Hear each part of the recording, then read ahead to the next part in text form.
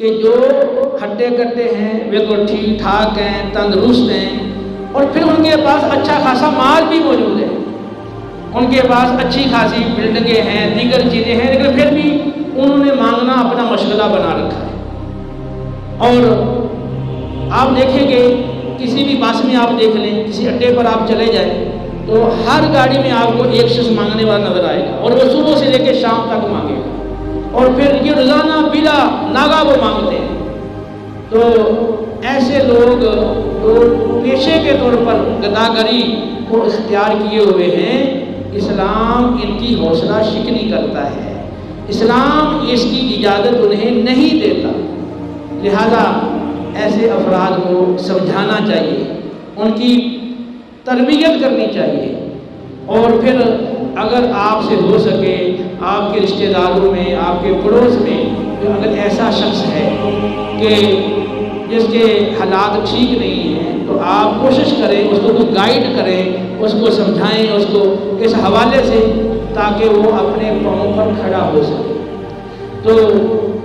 اگر آپ کوئی معاونت کر کے اس کو آپ کاروبار کروا سکتے ہیں، کوئی چھوٹا موٹا کوئی سبزی فروٹ چھوٹی موٹی وہ چیز بیچنا شروع کر دیں، ویسا ایسا ایسا وہ اپنے پاؤں پہ کھڑا ہو جائے، یا کوئی اور آپ اس کو اچھا مشورہ دے سکتے ہیں، تو اس کو مشورہ دے کر کوشش کریں کہ بجائے یہ مانگنے کے یا گھر میں بیٹھا رہنے کے، یہ باقاعدہ محنت کرے، کام کرے، تو اس کی برکت انشاءاللہ، اس کی برکت سے اس کی ضروریات بآسانی پوری ہوگی، اور اللہ رب العالمین اس کو خوشحال کر دے گا۔ نبی کریم صلی اللہ تعالیٰ علیہ وسلم نے، آپ نے دیکھا کہ اپنے دستے مبارک سے کلہاڑی کے اندر وہ دستہ اسے ڈال کر دیا۔ اب ہمارے ہاں یہ عام روٹین ہے کہ کوئی بڑے منصب والا ہو تو وہ اپنے ہاتھ سے کام نہیں کرے گا، جو مالدار لوگ ہیں یا کوئی بڑی جاب کرنے والے ہیں تو وہ ہر کام اپنے خادم سے، اپنے نوکر سے کروائیں گے، خود کام کرنا پسند نہیں کرتے۔ جبکہ رسول اللہ صلی اللہ علیہ وسلم آپ امام الانبیاء ہیں، لیکن آپ اپنے ہاتھ سے اپنے کام کیا کرتے تھے، بلکہ دوسروں کے کام بھی آپ اپنے ہاتھ سے کر دیا کرتے تھے۔ نبی کریم صلی اللہ علیہ وسلم نے ہمیں اس حوالے سے جو تعلیم دی ہے، اگر امت مسلمہ اس تعلیم کو اختیار کر لے، یقین کریں ہمارے معاشرے میں کوئی بھی مانگنے والا باقی نہیں رہے گا، سب کے سب اپنی اچھی روزی کمانے کے قابل ہو سکتے ہیں۔ نبی کریم صلی اللہ علیہ وسلم کا اعلان نبوت سے پہلے بھی آپ کا یہ انداز تھا، جیسا کہ حدیث میں موجود ہے کہ تحمل الکلہ و تقسم المعدوم، کہ آپ بے آسا لوگوں کی کفالت کا بوجھ اٹھاتے تھے، اور جو لوگ کما نہیں سکتے، کما نہیں رہے ہیں، آپ ان کو کمانے کے قابل بنا دیا کرتے تھے۔ جیسا کہ آپ نے یہ ابھی حدیث سنی کہ آپ نے وہ کلہاڑی اس کو دی اور فرمایا جا کے لکڑیاں کاٹو اور فروخت کرو، تو نبی کریم علیہ السلام اعلان نبوت سے پہلے بھی یہ کام کرتے تھے کہ جو بے آسرا ہیں اور جو کمانے سے بالکل عاجز ہیں، معذور ہیں، تو آپ یا خواتین ہیں وہ باہر جا کے کام نہیں کر سکتی،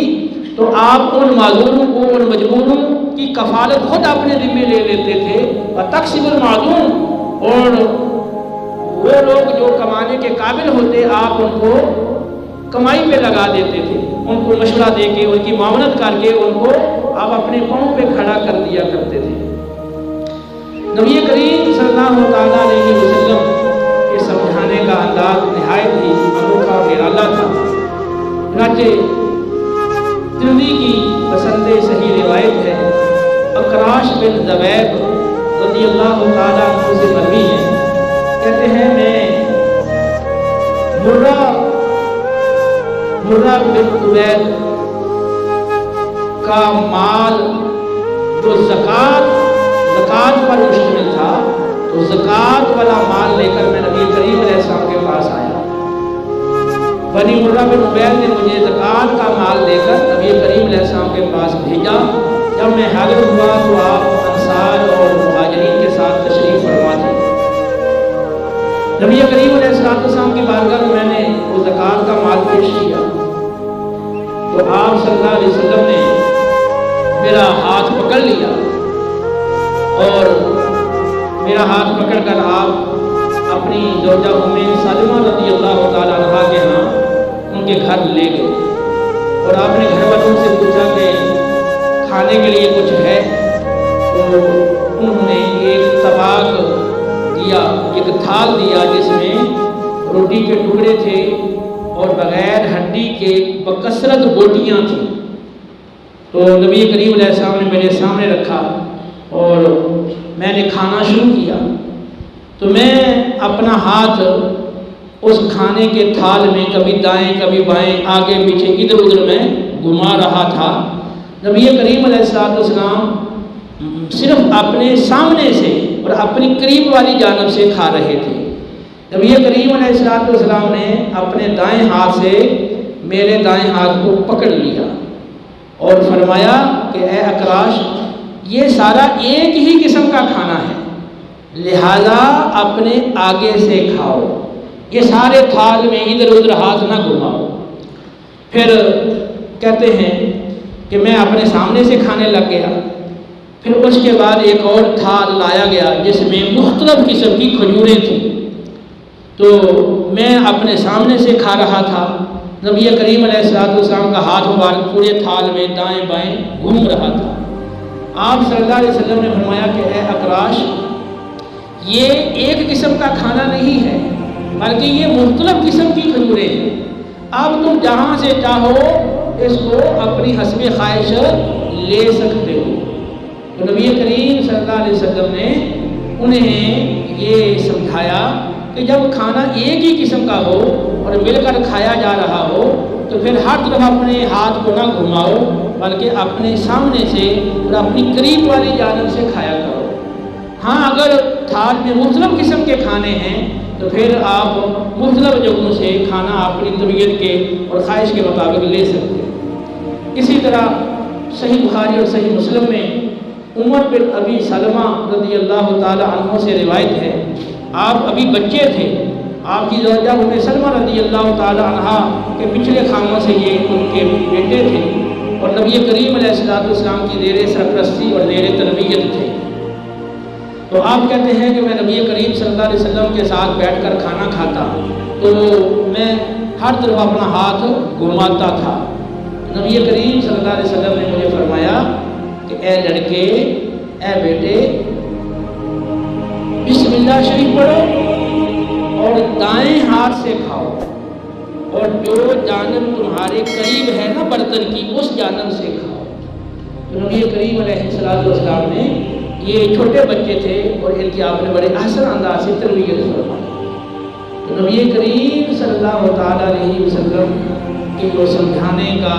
اور آپ کی تعلیم کا اور تربیت کا جو انداز تھا اس میں سختی کا عنصر نہیں تھا،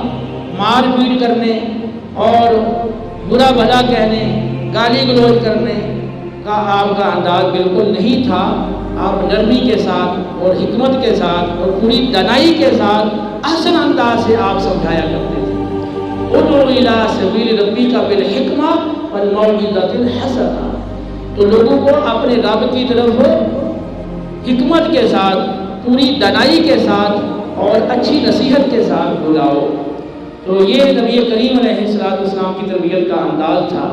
والدین کو چاہیے کہ وہ نبی کریم علیہ السلام کی اس انداز کو اختیار کریں اور اپنے گھر والوں کی، اپنے بچوں کی اس انداز سے تربیت کریں۔ خاص طور پہ وہ حضرات جو معلم ہیں، جو ٹیچر ہیں، ہاں مدرسے میں ہیں، ہاں کالج میں ہیں، ہاں یونیورسٹی میں ہیں، کسی اکیڈمی میں ہیں، وہ ٹیوشن پر پڑھاتے ہیں یا ویسے پڑھاتے ہیں، ان کو بھی چاہیے کہ نبی کریم صلی اللہ علیہ وسلم کے جو معلمانہ اصول ہیں اور جو آپ کا معلمانہ تربیت کا انداز تھا اس کو فالو کریں، اس کو اپنائیں۔ ہم نے اپنی طالب علمی کے زمانے میں دیکھا اسکولوں کے اندر بعض ٹیچر ظالمانہ انداز سے مارا کرتے تھے، اور ایک ٹیچر کو تو دیکھا کہ وہ دو لکڑیاں لے کر اور انگلی کو درمیان میں رکھ کر وہ اس کو پوری طرح سے زور سے دباتے جیسے وہ بچہ چیخے مارتا تھا۔ تو آج بھی کہیں کہیں اس طرح کے انداز موجود ہیں، پہلے کے مقابلے میں تو بڑی تبدیلی آ گئی ہے، لیکن پھر بھی آج بھی کئی جگہوں پر اس طرح کے انداز موجود ہیں کہ سختی کرنا، مارنا، پیٹنا، پھر گالیاں نکالنا، برا بلا کہنا، انتہائی غصے میں آ جانا. پھر جب بندہ غصے میں آ جاتا ہے پھر دیکھتا نہیں کہ وہ کہاں مار رہا ہے. بعض اوقات نادر جگہ پہ وہ ضرب لگتی ہے اور اگر وہ شدید نقصان پہنچتا ہے. ایسا بھی ہوا کہ بعض اوقات شدید مارنے سے ڈیتھ ہو جاتی ہے. تو اس سے کوئی اصلاح نہیں ہوتی، تربیت نہیں ہوتی. وقتی طور پہ بچہ ڈر کے وہ غلطی آپ کے سامنے تو نہیں کرے گا، لیکن وہ پھر اس غلطی کو آپ کی غیر موجودگی میں دہرائے گا. لیکن اگر آپ نے اس کی ذہن سازی کی ہے، اس کی تفہیم کی ہے اور اس کے ذہن میں بات ڈالی ہے کہ یہ غلط بات ہے، یہ کبھی بات ہے، اس کا نتیجہ برا ہے اور اس کے مقابلے میں یہ اچھی چیز ہے اور اس کا نتیجہ اچھا ہے، اگر آپ اس کو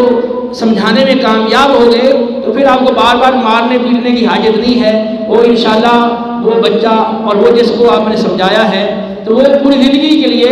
آپ کی اس ہدایت کا، اس تعلیم کا عامل بن جائے گا. تو کاش ہم نبی کریم صلی اللہ علیہ وسلم کی سیرت سے رہنمائی حاصل کریں